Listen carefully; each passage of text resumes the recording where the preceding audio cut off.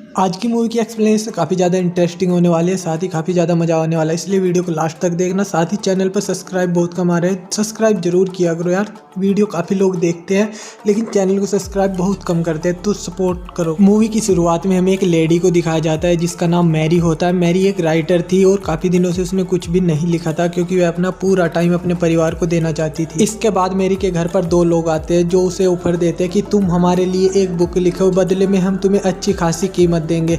लेकिन मैरी मना कर देती है क्योंकि वो अपना कंप्लीट टाइम अपने बच्चों को देना चाहती है। उनमें से एक लेडी बोलती है कि आज तुम जिस मुकाम पर वो सब हमारी वजह से ही हो, लेकिन मैरी इन बातों पर ध्यान नहीं देती। इसके बाद ये दोनों यहाँ से चले जाते हैं। इसके बाद शाम के टाइम जब मैरी का हस्बैंड घर पर आता है तो वो इस ऑफर को देखता है। वो मैरी से बोलता है कि ये ऑफर $2 मिलियन का है। $2 मिलियन काफ़ी ज़्यादा बड़ी रकम होती है और वो मैरी को इसके लिए सजेस्ट करता है कि तुम ये ऑफर ज्वाइन कर लो। मजबूरी में मैरी को ये ऑफर ज्वाइन करना पड़ता है। इसके बाद मैरी अपनी एक दोस्त बिली के साथ जाकर मिलती है। वो उसके साथ कुछ टाइम स्पेंड करती है। साथ ही वो उसे बताती है कि अगर मैं बुक लिखूंगी तो मेरा सारा ध्यान बुक पर जाएगा और मेरे बच्चों का ध्यान कौन रखेगा।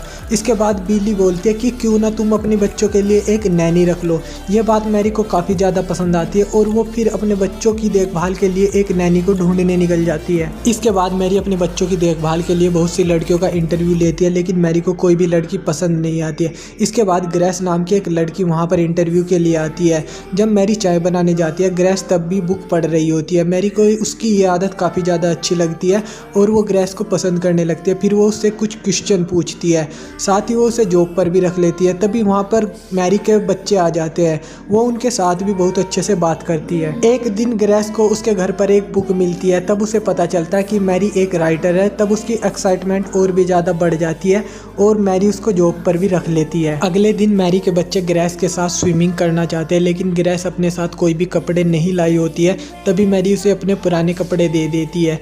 इसके बाद ग्रेस उसके बच्चों के साथ स्विमिंग करने लगती है। तभी वहाँ पर मैरी की दोस्त बिली आती है। बिली मैरी से बोलती है कि तुम ग्रेस को अपने पति से दूर ही रखना। इसके बाद मैरी बोलती है कि नहीं, ग्रेस एक संस्कारी लड़की है और वो कभी भी गलत काम नहीं करेगी। ग्रेस मैरी के बच्चों का काफ़ी ज़्यादा ख्याल रखती है। उसी रात मैरी और उसका हस्बैंड मिलते हैं तथा इंटीमेट होते हैं क्योंकि बहुत दिनों से बच्चों के कारण वे नहीं मिले थे और वो आज खुश थे। इसके बाद मैरी अपनी बुक लिखनी शुरू कर देती है। इसके बाद मैरी को पता चलता है कि ग्रेस के पास कपड़े नहीं है। तभी वो उसे कपड़े दिलाने के लिए बाजार में चली जाती है। जब वे चेंजिंग रूम में होते हैं तब वो ग्रेस की बॉडी को देखती है। मैरी को ग्रेस की बॉडी से याद आता है कि जब वो भी छोटी थी तो उसकी बॉडी भी ग्रेस की तरह ही थी। इसके बाद जब मेरी रात में अपने पति के साथ होती है तो वो बोलती है क्या मुझे प्लास्टिक सर्जरी करा लेनी चाहिए। तब उसका हस्बैंड बोलता है नहीं, तुम पहले ही काफ़ी ज़्यादा सुंदर हो। इसके बाद मेरी अपनी बुक लिखनी शुरू कर देती है लेकिन उसे अपनी बुक लिखने के लिए कोई कैरेक्टर नहीं मिल रहा था। इसके बाद मैरी के दिमाग में एक आइडिया आता है, क्यों ना ग्रेस को ही वो अपनी स्टोरी का मेन कैरेक्टर बना ले। इसके बाद मैरी अपनी फ्रेंड बिली से मिलती है और वो बिली से बोलती है कि जैसे जैसे मैं ग्रेस को देखती हूँ मैं उसके तरफ अट्रैक्ट होती जा रही हूँ। इसके बाद मैरी पानी को देखते हुए हैंग आउट कर रही थी तथा ग्रेस उसकी मसाज कर रही होती है।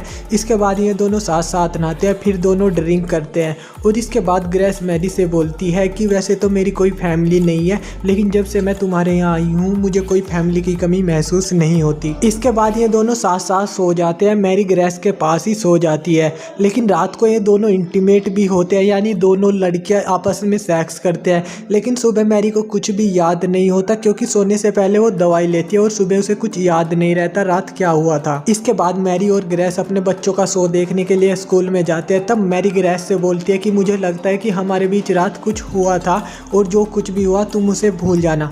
ग्रेस भी उसकी बातें मान लेती है और फिर दोनों गले मिलते हैं और इस बात को भूल जाते हैं। लेकिन ग्रेस मैरी के दिमाग में पूरी तरीके से घुस चुकी थी। मैरी जहाँ भी दिखती थी उसे ग्रेस ही नजर आती है। दूसरी तरफ मैरी की बुक का काफ़ी ज़्यादा काम बढ़ चुका था। एक बार मैरी का हस्बैंड ग्रेस और उसके बच्चों को कहीं पर घुमाने के लिए ले जाता है ताकि मैरी अच्छे से अपनी बुक लिख सके। इसके बाद ग्रेस और मैरी का हस्बैंड एक रेस्टोरेंट में खाना खाने के लिए जाते हैं। यहाँ पर ग्रेस मैरी के हस्बैंड को अपनी ओर आकर्षित करने की कोशिश करती है है और इसमें वो कामयाब भी हो जाती है। दूसरी तरफ मैरी की बुक भी पूरी हो जाती है। अब वो ग्रेस को अपने साथ रखती है, साथ ही सेलिब्रेशन के लिए वो दोनों ड्रिंक भी करते हैं। इसके बाद ये दोनों एक दूसरे को किस करते हैं और मैरी उसे बोलती है कि मैं जब तुम्हारी तरफ देखती है तो देखती ही रह जाती हूँ। इसके बाद ये दोनों घर आ जाते हैं, लेकिन घर आते आते रास्ते में इनकी साइकिल में पंचर हो जाता है, जिससे कि ये घर लेट आते हैं। साथ ही मैरी के घर पर बिल्ली भी आई हुई होती है। बिल्ली मैरी से बोलती है कि तुम ग्रेस पर नज़र रखना, मुझे लगता है कि ग्रेस का तुम्हारे पति के साथ कुछ चक्कर चल रहा है। इसके बाद मैरी बिल्ली से बोलती है कि तुम बेकार में शक कर रही हो। इसके बाद मैरी अपने रूम में आकर सो जाती है, लेकिन मैरी की अचानक में रात में आँख खुल जाती है। फिर वो पानी पीने के लिए जाती है, तभी वो देखती है कि ग्रेस और उसका पति आपस में इंटीमेट हो रहे हैं। इसके बाद ग्रेस भी मैरी को देख लेती है। साथ ही वो उसके पति से बोलती है कि तुम चिंता मत करो, मैरी को सुबह तक कुछ भी याद नहीं रहेगा क्योंकि उन्होंने नींद की गोली ली हुई है। लेकिन ऐसा नहीं होता, मैरी को सुबह सब कुछ याद होता है। इसके बाद वो ग्रेस को अपने घर से निकाल देती है। साथ ही वो अपने पति के साथ हर टाइम लड़ती रहती है।